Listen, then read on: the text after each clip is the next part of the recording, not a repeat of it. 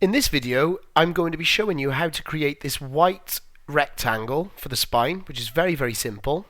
And then I'm also going to be giving you a few little tips and tricks on how to actually finish off your document and how to maybe move things around if you want to. Now, let's go back to ours. So what you should have done now is you should have added a drop shadow effect to the image and your text, and added a stroke as well to some of the text here. So what we're going to do is create this white rectangle for the spine. And the way that we do this is very, very simply, if you go over to the toolbar, you've got a tool which will probably be shown as the rectangle tool. And if you click and hold, you've got a few different options. But the one that we want is the rectangle tool. Now, if I go to the top here, I can actually choose to have a different fill color, any color that I want. But I'm actually just going to choose white. And I can also have a stroke color which will give it an outline, but I actually don't want one. So what we're going to do here is this white box with a red line through it means that it's going to be invisible or transparent.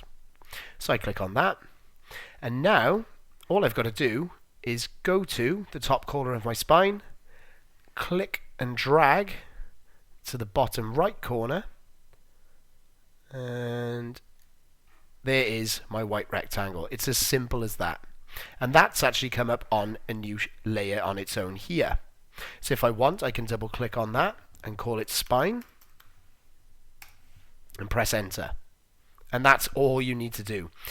Now, what I'm going to show you next is just a few little tips and tricks which will help you out. So, for example, if I want to move the words little and mix more into the center, so they're more central, what I can do, if I click on mix and choose the move tool and drag it across, you'll see that little actually doesn't go with it. So I'd have to then go into little and drag it across separately, which doesn't take too much time, but if you're doing this a lot, it can be quite time consuming. So I'm going to undo by doing Control and Z. And what I'm actually going to do now is if I click on the word mix and hold Control and click on the word little, click on the layers that I want to select together, I can actually now move them together anywhere that I want, like so.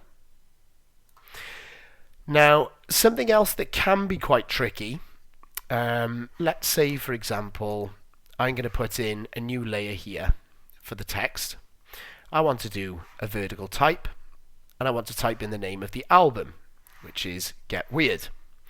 So I can click in here, type the words, I'm going to do it in capitals, Get Weird, like that. I can then resize it, as we know how to do now. Let's do 48, that's a little bit too big, so let's go to 30, and that should be fine. Now, when I move it, and just change the color to black, if I move it to the spine, what you're going to see is that it's disappeared. And this is simply because of the reason that the white rectangle here, the spine, is actually in front of the text. Now, in other pieces of software, all you have to do is you just simply click on that object and send it to the back. But it's even easier here, I think. You just click on the layer that you want to move to the back, and you simply drag it underneath the layer that you want to be on top of it, and it's as simple as that. So there's a couple of little tips and tricks that you need to help you along with this.